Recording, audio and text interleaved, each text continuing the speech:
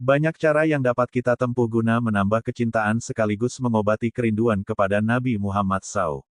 Barangkali di antaranya dengan meresapi hadis tentang harumnya keringat Rasulullah yang bukan seperti manusia pada umumnya yang keharumannya berasal dari wewangian aneka merek parfum dan lain sebagainya. Justru wanginya Rasulullah bersifat alami dan tentu ini termasuk salah satu dari keutamaan-keutamaan beliau. Hadis yang pertama diriwayatkan oleh seorang sahabat bernama Jabir bin Samurah W. 74H. Hadis ini tergolong hadis sahih yang termuat di dalam kitab Sahih Muslim No. 2329. Dalam hadis ini, Jabir bin Samurah radhiyallahu anhu mengisahkan dirinya pernah salat bersama Rasulullah pada saat salatul ula. Yang dimaksud dengan salatul ula adalah salat subuh. Namun, ada pula yang berpendapat itu maksudnya salat zuhur. Selepas salat Rasulullah keluar dari masjid menuju rumah beliau untuk menemui keluarganya.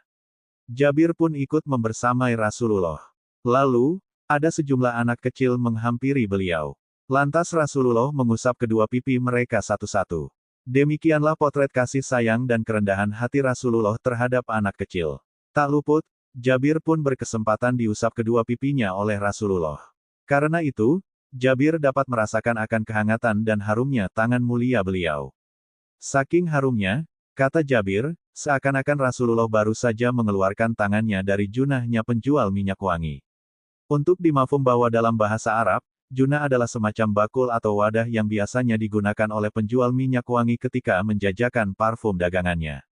Adapun frasa junatul atar dalam hadis tersebut sebagai ungkapan metaforis dari Jabir bin Samurah untuk menunjukkan ketakjubannya pada semerbak wangi tangan Rasulullah. Fasali wasalim, ala Rasulillah. Hadis berikutnya berasal dari pengakuan Anas bin Malik W. 93H, salah seorang sahabat terdekat Rasulullah yang notabene bertugas sebagai khadam pelayan beliau. Hadis sahih ini juga diriwayatkan oleh Imam Muslim dan terdapat di kitab Sahih Muslim No. 2330. Hadis ini mengisahkan pengakuan Anas bin Malik radhiyallahu anhu, yang sama sekali tidak pernah mencium wewangian yang harumnya melebihi keharuman badan Rasulullah. Entah itu ambar kasturi atau apa saja. Selain itu, Anas juga mengaku tidak pernah menyentuh sesuatu yang halusnya melebihi kehalusan telapak tangan Rasulullah. Baik itu berupa kain sutra maupun yang selainnya. Seyogianya, hal ini menjadi bukti tentang sosok Rasulullah yang paripurna secara halkan wahulukan, yakni elok budi pekertinya dan elok pula jasadinya. Dalam hadis yang lain, Anas bin Malik menggambarkan pesona Rasulullah yang lainnya. Hadis berikut ini dirawikan oleh Ibnu Hibban dalam kitabnya, Sahih Ibnu Hibban No. 6310.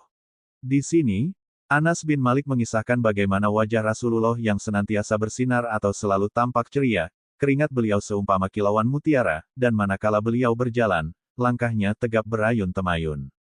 Seperti telah disinggung sebelumnya, bahwa Rasulullah merupakan sosok yang memiliki keelokan jasadi, jamilul hilkah, dan juga akhlak yang terpuji, hasanul huluk.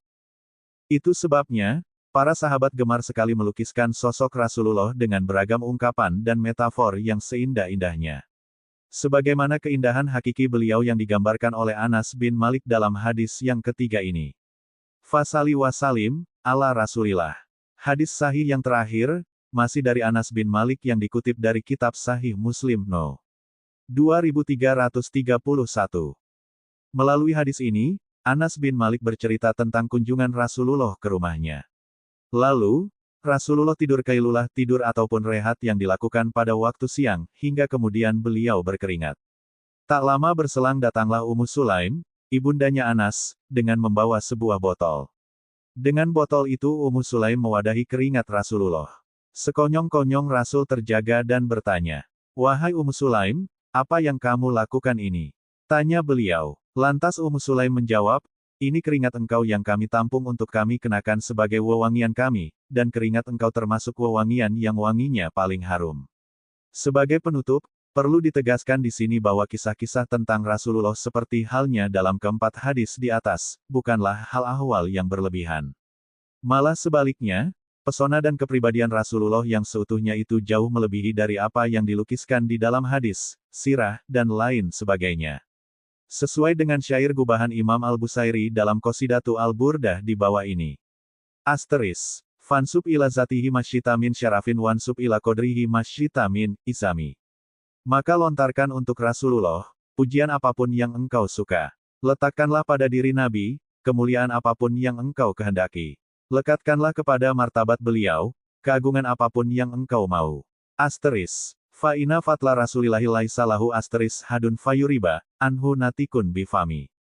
Karena keutamaan Rasulullah memang tak bertepi. Tak bisa diurai tuntas oleh lidah orang yang berbicara. Asteris. Lau nasabat kodrahu ayatuhu, izaman ahyasmuhu hina yuta dari sar rimami. Seandainya keagungan mukjizat baginda sama dengan ketinggian derajatnya, maka sebutan namanya dapat hidupkan orang yang hancur tulangnya. Asteris. Lem yamtahina bimatayal, ukulu bihi asteris hirsyan, alaina falem nar tapo alem nahimi. Rasulullah tidaklah menguji kita dengan apa yang tak terjangkau akal manusia. Karena beliau sangat ingin kita mendapat cahaya hingga tak ada ragu dan bimbang pada diri kita. Asteris. Ayal warafahmu manahu falaisa yura asteris fil kurbi wal budi fihi gairu munfahimi. Seluruh makhluk tak akan mampu memahami hakikat Nabi. Tak ada yang dekat atau jauh melainkan tak mampu melihatnya. Asteris. Kasih syamsi tasharulil, ainaini min budin asteris sagiratan watukilut tarfa min amami.